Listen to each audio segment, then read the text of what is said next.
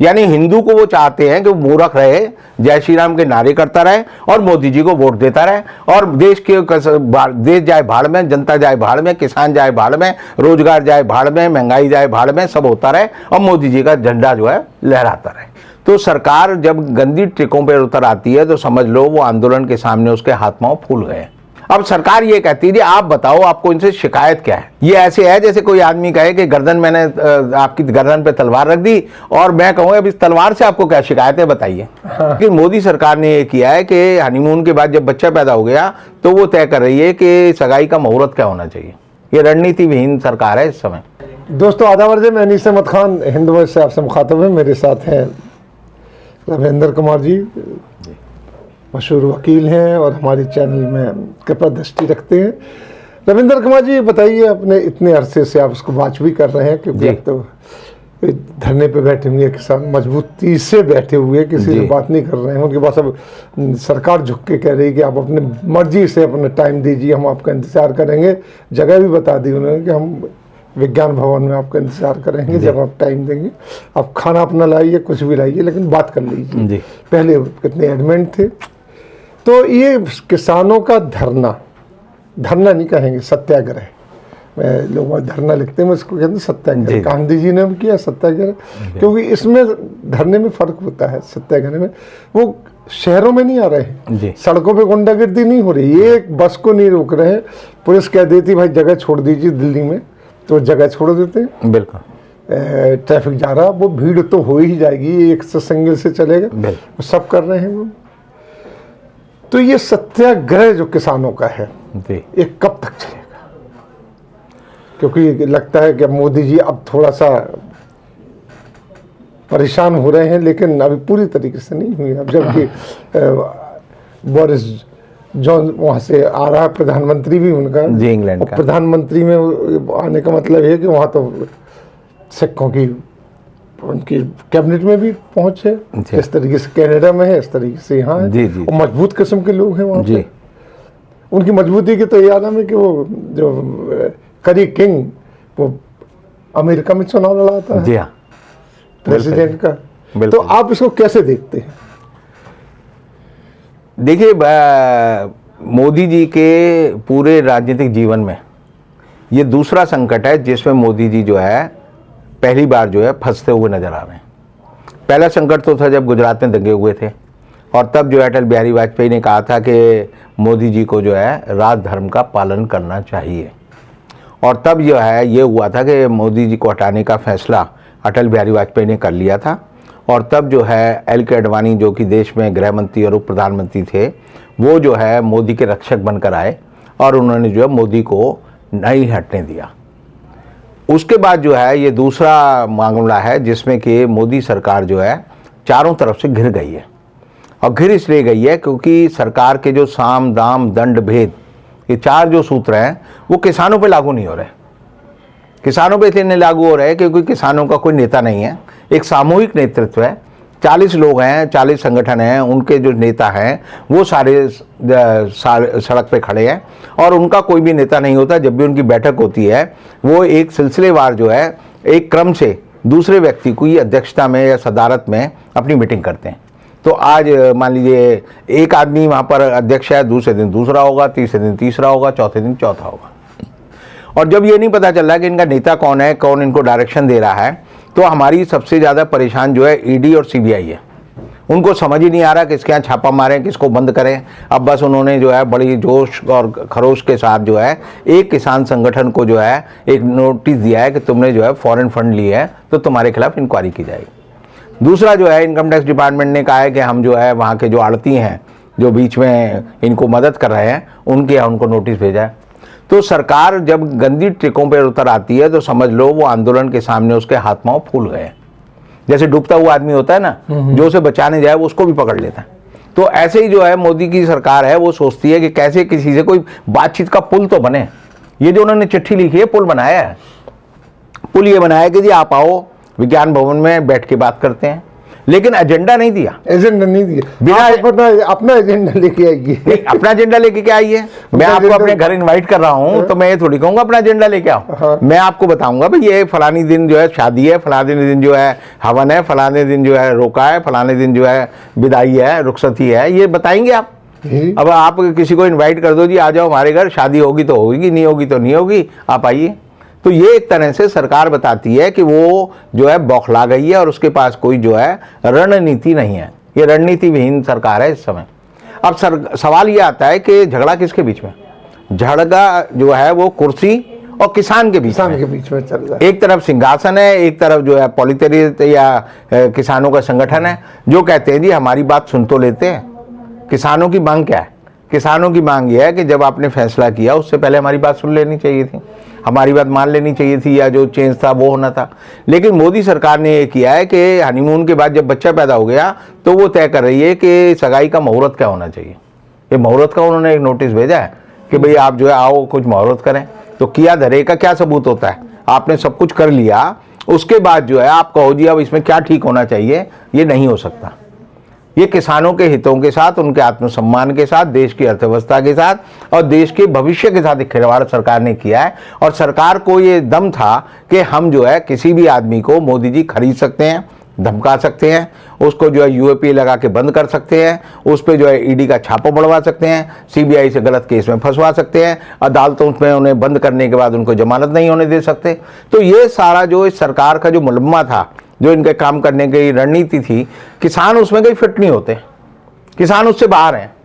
किसान कहते हैं हम सत्याग्रह कर रहे हैं। आपने कहा सत्याग्रह कर रहे हैं, तो उनका सत्य का आग्रह क्या है? सत्य का आग्रह ये है कि हमारी फसल का हमें मूल्य मिलना चाहिए, हमारे ऊपर जो अन्याय हो रहे हैं, जो अब इतने सालों से हो रहे हैं, वो कम होने चाहिए, हमारी मंडियों को सुरक्षित रखना चाहिए, हमारी जो ज़मीन है वो कॉन्ट्रैक्ट फार्मिंग में दूसरे के पास नहीं जानी चाहिए, हमारे ऊपर जो विवाद होगा हमारे और भावी व्यक्ति के पास, उसके लिए जो है सुनवाई के लिए अदालतों की व्यवस्था होनी चाहिए। अब कोई आदमी अगर ये कहे जी हमारे बीच में आपस में दो झगड़ा होता है और वो नहीं सुलझता, तो अदालतों की व्यवस्था होनी चाहिए। हम जो है हमारे यहाँ जो हिंदुस्तान में 3 टायर सिस्टम है। एक टायर सिस्टम है कि आप निचली अदालत में जाएंगे, फिर उसके बाद एक बड़ी अदालत होती है जो डिस्ट्रिक्ट कोर्ट कहलाती है, उसके बाद और बड़ी अदालत होती है जो हाई कोर्ट कहलाती है, उसके बाद जो एक बड़ी अदालत होती है सुप्रीम कोर्ट कहलाती है। मोदी जी का नियंत्रण सारी कोर्टों पे है, उसके बावजूद वो चाहते हैं कि हम जो है कोर्ट में नहीं जाने देंगे, आप कोर्ट में नहीं जाओगे। तो कोर्ट में नहीं जाने के लिए किसान कह रहे हैं कि हमें ये अधिकार मिलने चाहिए। अब सरकार ये कहती है जी आप बताओ आपको इनसे शिकायत क्या है?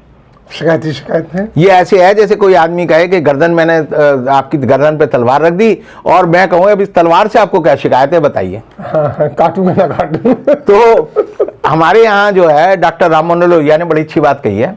उन्होंने कहा है कि खाने वाले और खाए जाने वाले में दोस्ती नहीं हो सकती।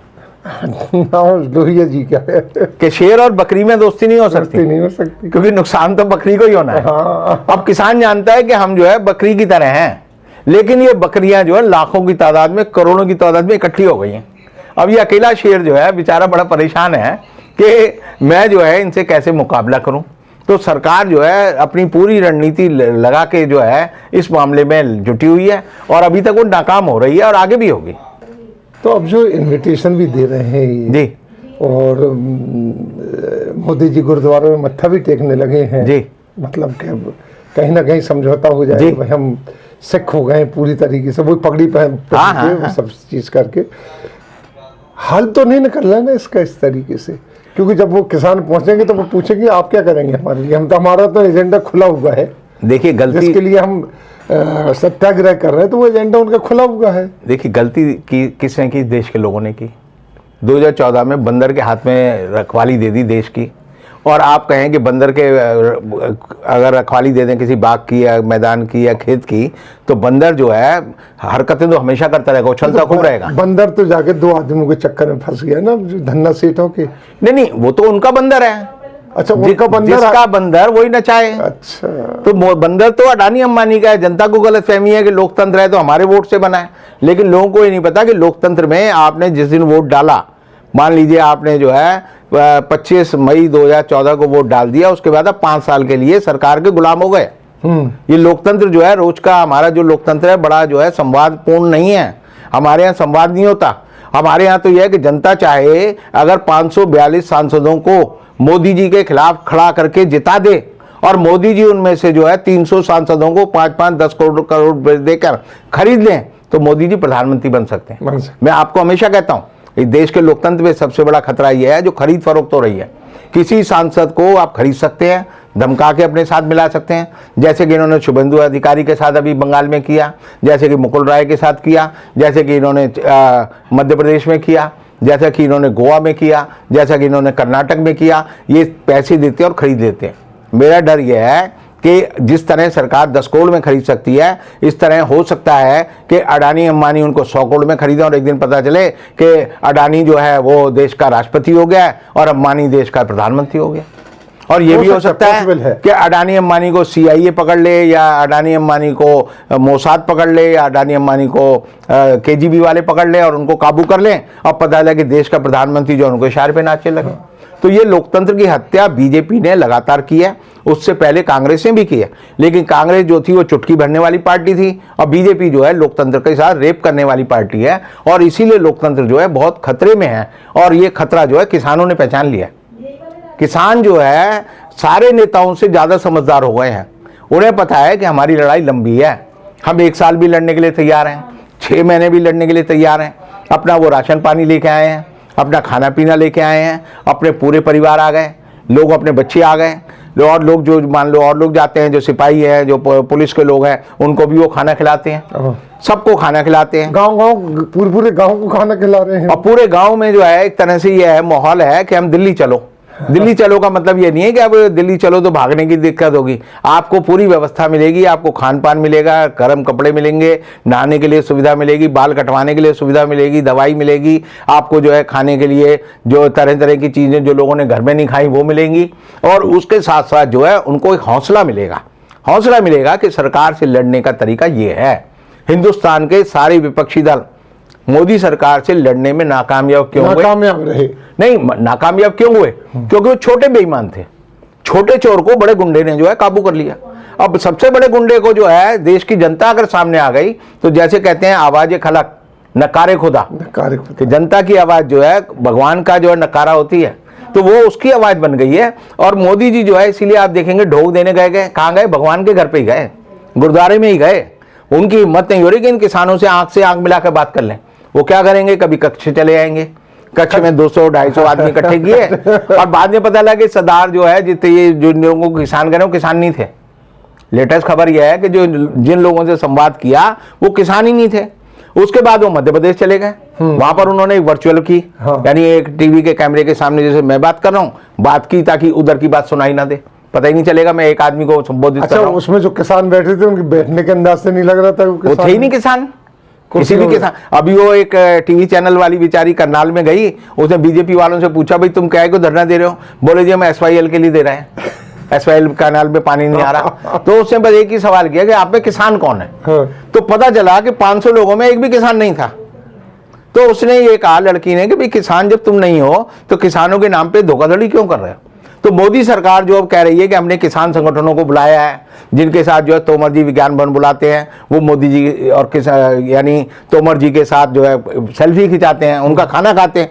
मजेदार ये है कि उनमें कोई किसान नहीं है, कोई किसान नहीं। इसका मतलब यह है कि सरकार के अंदर खौफ बैठा हुआ है किसान का कि हम छोटे से छोटे किसान से, अकेले किसान से भी बात करेंगे तो वो हमें जो है मुंह तोड़ जवाब देगा, और हमारे पास उसको जवाब देने के लिए हमारे पास कुछ नहीं है, क्योंकि ये सरकार बेईमानी की सरकार। एक चीज और बताइए कि ये जो सत्याग्रह शुरू हुआ इससे पहले एक बहुत बड़ा जो आंदोलन चला था CAA का, तो CAA के बाद ही ये चला है, तो इसके माने उसने चूल्हे हिलाई CAA ने इनकी, अब किसान बैठ गए।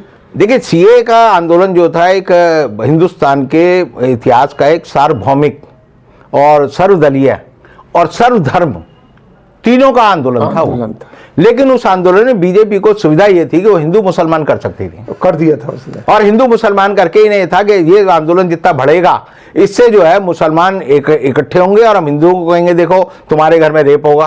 प्रवेश वर्मा ने कहा ना, ये लोग तुम्हारे घर में आकर तुम्हारी बहन बेटी के साथ रेप करेंगे। उधर जो है वो कपिल शर्मा था, उसने कहा जी मैं जो है ये इन सबको चेतावनी दे रहा हूँ, हटे पुलिस के दायरे में। और वो एक औरत है, वो बड़ी यानी बदतमीज और बदजात और बदमुंह वाली औरत है, उसका नाम भी नहीं लूंगा, वो तिवारी तिवारी कहते हैं, लेकिन उसमें तिवारी वाला गुण कोई नहीं है। अगर उसका डीएनए टेस्ट कराया जाए तो पता चलेगा वो भी जो है किसी और की पैदाइश हो सकती है, लेकिन मैं उसका नाम लेके उसको प्रसिद्धि नहीं देना चाहता। तो मेरा ये कहना है कि सीए का आंदोलन जो था वो मोदी को समर्थन देता था, क्योंकि इशू पहुंचता था तो हिंदुओं को समझाया जाता था। मैं आपको बड़े दुख के साथ कहता हूं, इतने लोग मूर्ख हो गए। अभी हम और भाटिया जी एक शादी में गए तो वो वरमाला डाली लड़के ने लड़की को, और उसके बाद नारा शुरू हो गया, जय श्री राम जय श्री राम, वरमाला में। तो मैंने कहा पहले तो गाना बजता था, बाहरों फूल बरसाओ मेरा महबूब आया है, या दो सितारों का जमीन पे मिलन है आज की रात, वो तो नहीं हो रहा है, जय श्री राम हो रहा है। फिर 3 दिन बाद में जो एक बर्थडे में गया तो बच्ची ने केक काटा, फिर वो नारे लगने लगे जय श्री राम जय श्री राम। तो मैंने कहा जय श्री राम कैसी बात करते हो हर जगह। तो मैंने कहा जब टॉयलेट वगैरह जाते हो तब भी कुछ बोलते होगे या नहीं बोलते। तो वो बोला जी आप कैसे हिंदू हो के कैसी बात करते हैं। तो हिंदुस्तान में अगर अकल की बात आप करेंगे तो लोग कहेंगे आप कैसी बात करते हैं। यानी हिंदू को वो चाहते हैं कि वो मूर्ख रहे, जय श्री राम के नारे करता रहे और मोदी जी को वोट देता रहे, और देश जाए भाड़ में, जनता जाए भाड़ में, किसान जाए भाड़ में, रोजगार जाए भाड़ में, महंगाई जाए भाड़ में, सब होता रहे और मोदी जी का झंडा जो है लहराता रहे।